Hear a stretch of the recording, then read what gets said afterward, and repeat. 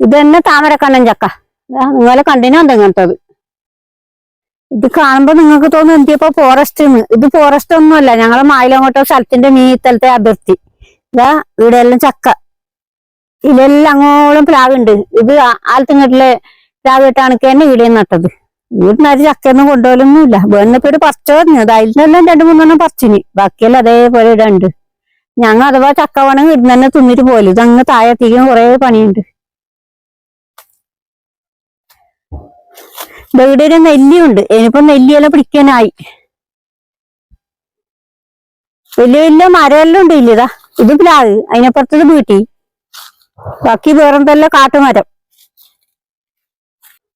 ഈ സ്ഥലത്തിൽ കുറെ പ്ലാവ് കൊണ്ട് അതേപോലെ ചക്കയും പിടിച്ചിനി. ഈ ചക്ക നിങ്ങൾ കാണിക്കാറിഞ്ഞിട്ട് ഞങ്ങളിടത്തോളം കുന്നുകയറിയിട്ട് വന്നത്. ഇതാണ് ചക്ക. ഞാൻ പറിച്ചു നോക്കട്ട്. ഈ ചക്കയുടെ പേര് താമരക്കണ്ണൻ ചക്ക എന്ന് വരും. അങ്ങനെ ഇന്ന് പറിച്ചു നോക്കാം. എങ്ങനെയുണ്ട് നോക്കാലോ.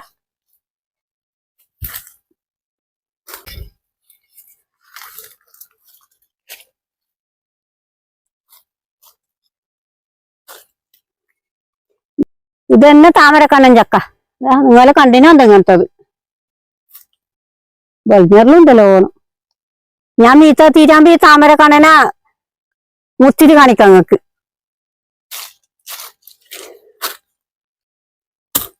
ഇത് ഭയങ്കര കുന്ന് കയറി നീയണ്ടേ. കുന്ന് കയറിയിട്ട് തട്ടിലൊക്കെ എത്തിപ്പോയി. താമരക്കണ്ണനെ മുറിക്കുന്നു.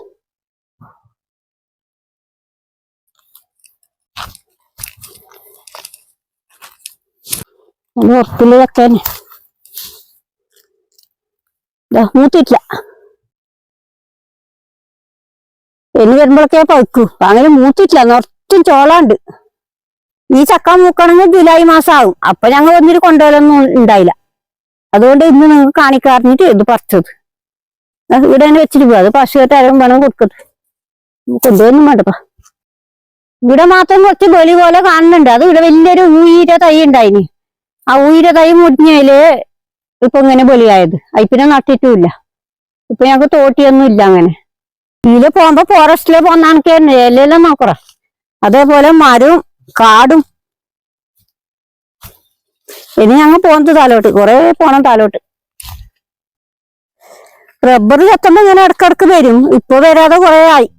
ഇതില് പശുവിനെല്ലാം കെട്ടിയിട്ടുണ്ട് ആൾക്കാരെല്ലാം വരുന്ന നടന്നത്.